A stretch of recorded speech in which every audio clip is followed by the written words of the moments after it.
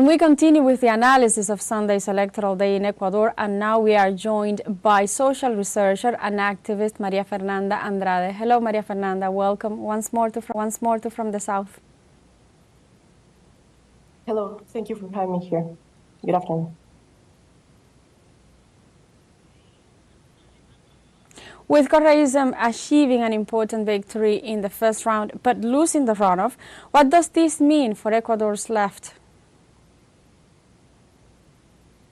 Well, within we're living, there is a general confusion about the results, but also a big question about what are the reasons why the electorate has chosen an option that, according to critical analysis of social sciences, represents inequality and social chaos.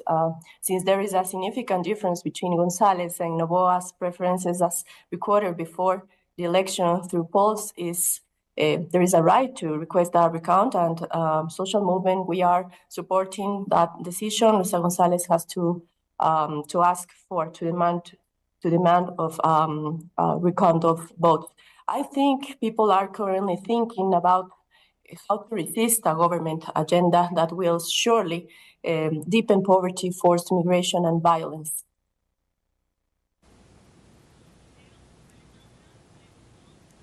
Maria Fernanda, if Citizens Revolution Party rejects the results indefinitely, how might this affect Ecuador's governance, especially amid ongoing crises like crime and economic instability?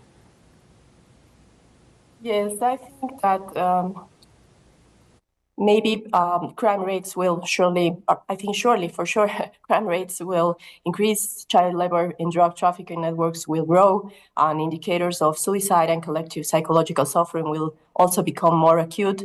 According to UNICEF, I have to say this, Ecuador has seen a 600% increase in child suicides in the last 4 years. Regarding human rights, the situation will worsen. We have now 27 missing persons in the 4 deaths of children at the hands of the military so far. So social activists will surely as well continue to be persecuted. Ecuador is currently the most violent country in Latin America and will unfortunately see worse days in terms of its disintegration as a nation.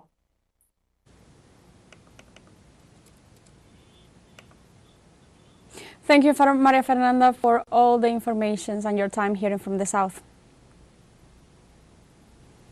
Thank you so much, too. We're now again live into Ecuador with our special envoy, Jorge Gestoso, to have all the details of everything that has happened so far this Monday after the electoral process of Sunday.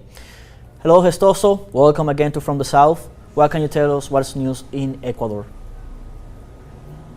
Well, at this hour, inside the Revolución Ciudadana, the citizenship revolution, the name of the party of the candidate Luisa González, they are working already to try to gather all the information that they need in order to present to the National Electoral Council in order to bring the proof that they understand that will document it, that it has been a fraud according to the candidate Luisa González, and she said it incredible fraud, the size the largest of the country. She's asking also for a recount, and also the president, Rafael Correa, the former president, that is basically the founder of the party Revolución Ciudadana, is saying that he also endorsed the announcement of Luisa González. Definitely it has been around the world, many countries that they have shown their support of Luisa González, and in that case also they are bringing up like the situation of democracy in our region, where many times the elite, the oligarchy, is still running the country. That is a typical case, for example, of Peru, where it has been the case of the former president Pedro Castillo, that has been through a lawfare received a soft parliamentary coup d'etat. We were talking here with different analysts and experts, and they believe that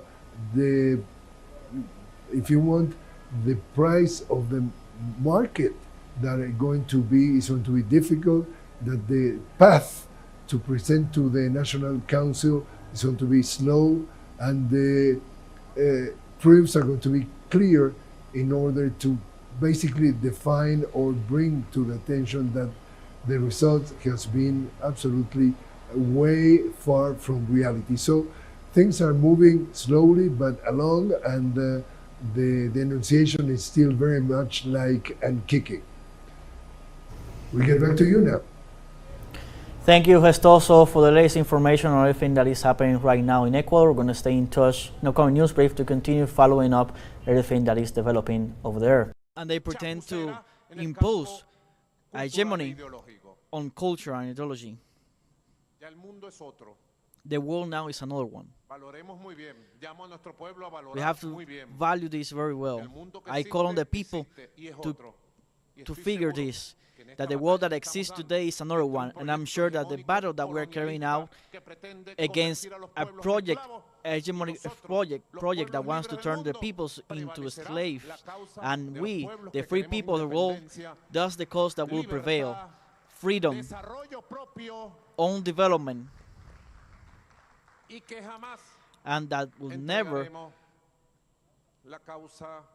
will surrender the noble and historic cause of the global south.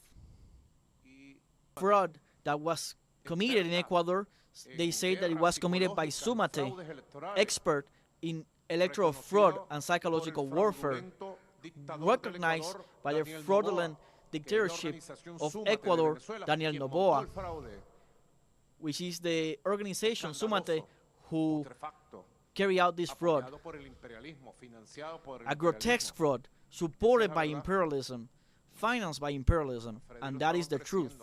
And we continue with the analysis of Sunday's electoral day in Ecuador, and now we are joined by social researcher and activist Maria Fernanda Andrade. Hello, Maria Fernanda.